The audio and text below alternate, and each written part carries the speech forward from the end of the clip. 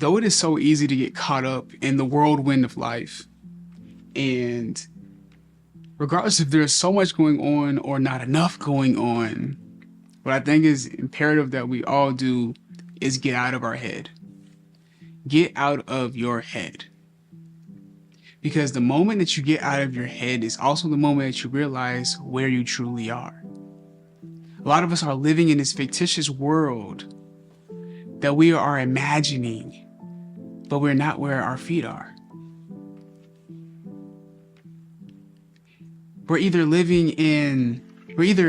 And it's in our head completely, but we're in desire or we're in doubt.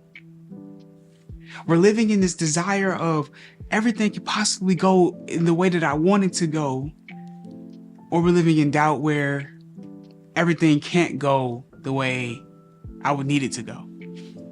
And I got this revelation this morning, and when I was praying to God, He had me recite what faith is, which is the substance of things hoped for and the evidence of things not seen. The substance of things hoped for and evidence of things not seen. He was telling me to hold on to the substance of things hoped for, even in the evidence of things not seen. And that's faith. But what is fear? If faith is the substance of things hoped for, then fear is the substance of things afraid of, and the evidence of things not seen. Meaning you have fear of something that you have not even lived through. You have fear of something that you don't even have evidence that can occur. If both are possible, why live in fear when you can live in faith? Can we go another step further? Since I mentioned God in the first place, let's go right to the Bible. And it's in Proverbs 16, verse 3. And it says, commit your works to the Lord and your thoughts will be established. Well, committing your works to the Lord means doing things that pleases God.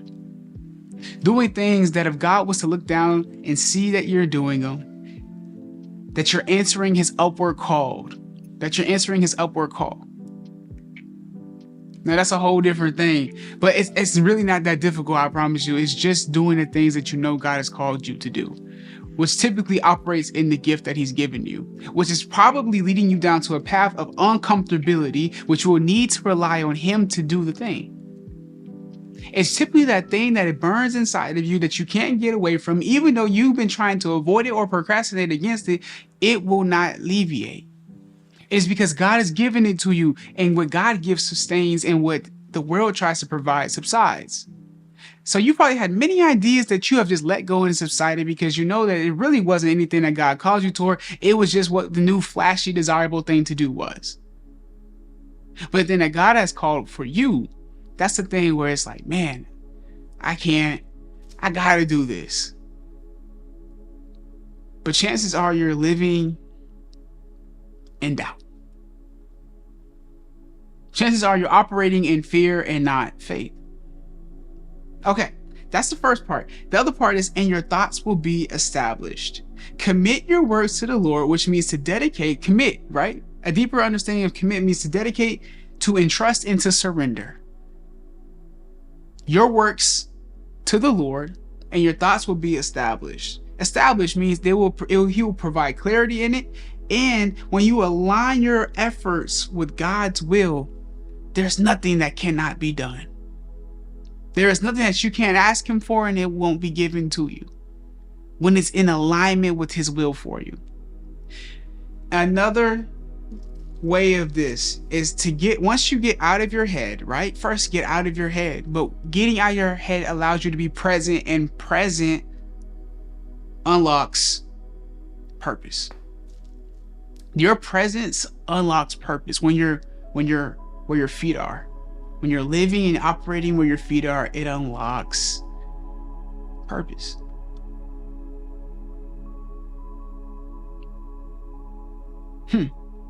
Purpose. That's a deep word, and many of us get lost in trying to find it. But the way that you actually get clarity on what it is by being present. It's by doing the things that he has put on your heart to do. Those are those dreams, those ambitions that you know couldn't have possibly been something you just thought of, but the ones that he gave to you for a particular reason, for a particular purpose. It's understanding that he's the one who gives us purpose. We don't put our own purpose on anything. He formed us, he made us for a purpose. So why would we go and say, oh, my true purpose is this, when he's the one who gives us what the purpose is?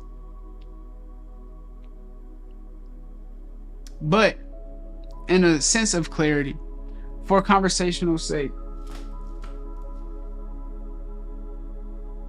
when you align your work with the thing that God has called you to do, your thoughts will be established, so it's no reason for you to still be in your head. Get out of your head. Getting out of your head gives you all the clarity that you need.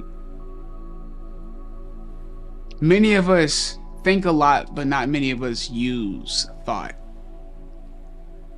It's this tool that we mishandle because we misuse it. We don't actually know how to use our thoughts to benefit us.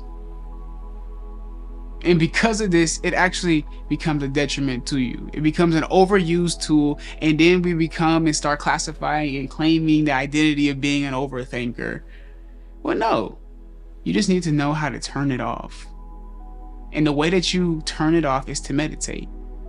And the biblical definition of meditation means to have one singular focus. That's what the Bible says. Meditate upon the word day and night. One singular focus is where you're fixated on.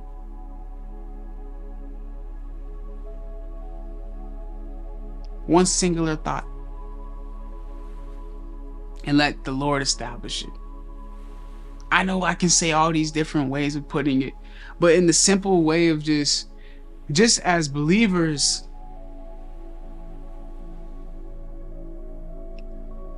but even deeper as people, get out of your head. Because although it is an amazing tool, the idea is free. The idea is free. But don't neglect the execution. How amazing the idea is, but the execution is what brings it to this world. It's what manifests it. Can I go a little deeper? The idea is a spiritual thing.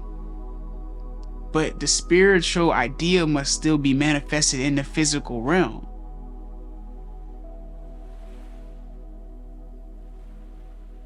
But when you just stay in your head and it's just this idea and you've allowed so many scenarios to happen, you miss it.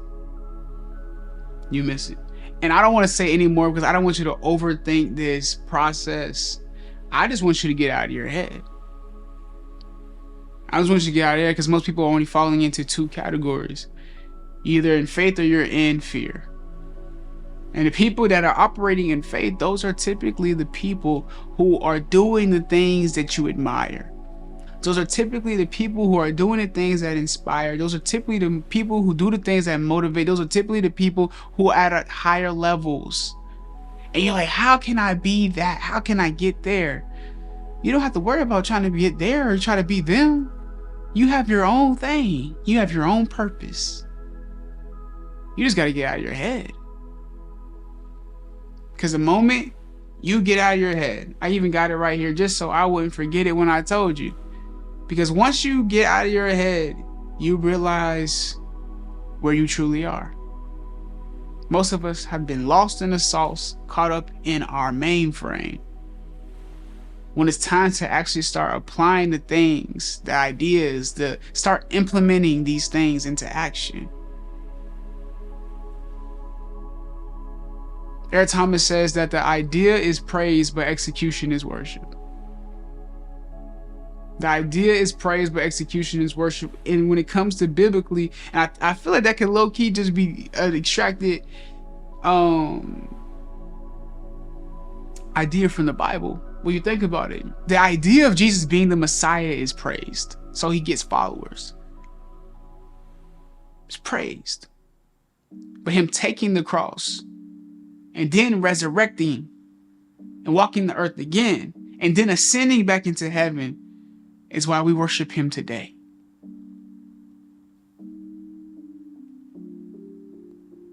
He didn't just let it be an idea. He didn't just let it be a spiritual thing, but he manifested physically.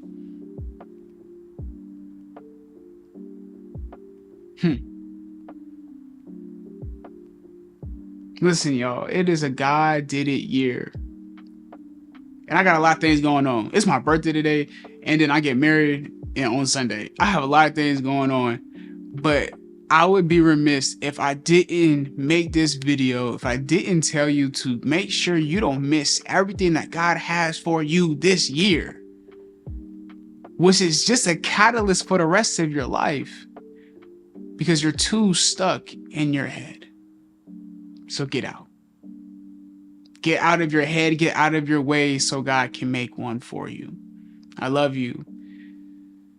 I pray this is exactly what needed to be said and exactly what you needed to hear to get out of your head and get exactly where your feet are. It's no time like today to stop being idle and to become a diligent and good and faithful servant.